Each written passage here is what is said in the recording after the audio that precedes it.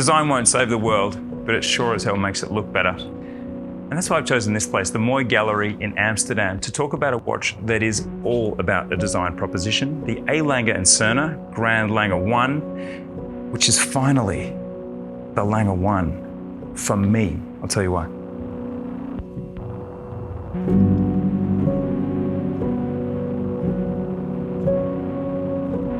But before we get to me, let's talk about Lange. Lange Söhne was founded in 1845 in Glashütte in Germany by Ferdinand Adolph Lange. But I'm a story guy, and the story gets so interesting when the brand relaunches in 1990.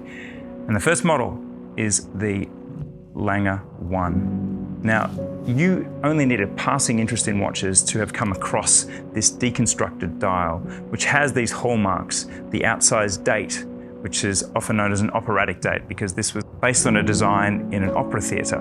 We have a running seconds, we have a power reserve on the dial. It is a hand-wound piece, and we have many beautiful attributes when you take the watch off your wrist as well. All these things make a Lange 1 intensely desirable as a watch. And this is where we begin to see the craft of Lange, which is widely accepted as being a Trinity-level watchmaker, which puts it with Vacheron, Patek, Audemars Piguet. Turning it over, we see little design details like these gold chatons, which frame the rubies. Now, each of these little chatons, a little gold circular frame for the rubies, takes 3 screws to keep that in place. We have that exposed balance cock, a 3/4 plate. We have the engraving of the balance cock. All these attributes that make the Lange 1 a collector's dream, and a piece that, frankly, many believe a collection is incomplete without. I'm not at that level in my collection, and I've looked at this watch and thought, I appreciate everything about it. The thing that stood in the path for me in this watch is the dimensions and proportions. The Lange 1, until the Grand Lange 1, which was in 2003, the first model launched, is 38.5 millimeters and 9.8 millimeters thick. The Grand Lange 1, released in 2003, was an attempt to offer a bigger version of the Lange 1. But for 9 years, right up until 2012, they used the same movement and simply expanded the proportions. So there was an asymmetry in the dial, or there was a symmetry in the dial that didn't quite add up. So from 2012, there was an option of a Grand Lange 1, but in 2023, just 1 year shy of the 30th anniversary of the Lange 1, we have this model that takes the thinness down to the thinnest ever proportions of the Lange 1. This is just 8.1 millimeters thin. So for me, a 6'2" guy, I have a 41 millimeter watch with an 8.1 millimeter thinness, and all those attributes I was seeking in the Lange 1. And I want to talk specifically and in a little bit more detail about the magic in the dial of this watch. If you're interested in this watch, I'm guessing it's for the reason that I am too, the magic in this dial. Now, how could something so deconstructed and so discombobulating make so much sense? I've got an answer for you, but I'm not going to go the route of the mathematician. There is such a thing as the golden ratio in design, which has a lot of numbers associated with it. I'm not a numbers guy, 1 to 1.69 or some such thing. The best description of the golden ratio that I've ever heard was on Time+Tide. Thank you, DC, our writer. He explained that in the case of the Lange 1 and the Grand Lange 1, it is the isosceles triangle formed when you join the center pinion of the time display, the center pinion of the running seconds, and the center point of the outsized date. If you make that isosceles triangle, which is 2 even sides at the top and 1 long side at the bottom, you have this beautiful congruency between these elements, with the pinion of the power reserve marking the halfway point of that longer side. So with that level of thoughtfulness about the positioning of all of these components, it begins to make sense how this design can be so pleasing to the eye. The magic of the dial explained. Now let's talk about the other components of this watch that appeal to me. This is a pink gold model with a solid silver grey dial. Now there are lots of contrasting textures on the dial. We have a stippled or grainy dial texture to the main dial, and then we have this very subtle sunray effect on the time and on the running seconds, and then we have this double gold aperture around the outsized date and this little red marker for when it's time to wind. There is one quirk of this watch that you need to take note of.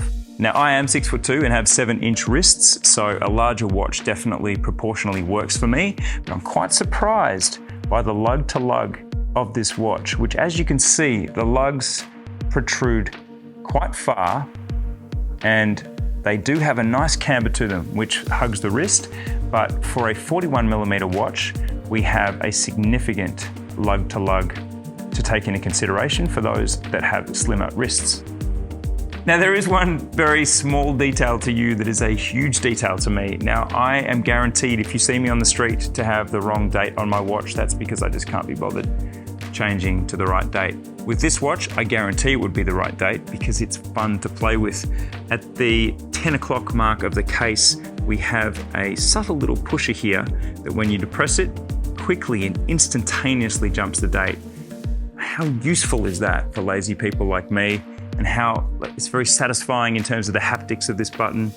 It again is telling you that this is the highest of the high when it comes to watchmaking and design and functionality. I love it. Now, one of the curious things about the appeal of this watch is just how broad ranging it is. And how do I know that? It's by Googling who wears this watch. We have Michael Jordan, the GOAT of basketball, and a very discerning person wears the Lange 1. We have Ed Sheeran, a modern day troubadour. His collection is pretty impressive. He also has a Lange 1. And we have perhaps the most noteworthy of all, Philippe Dufour, one of the greatest living watchmakers, wears a Lange 1.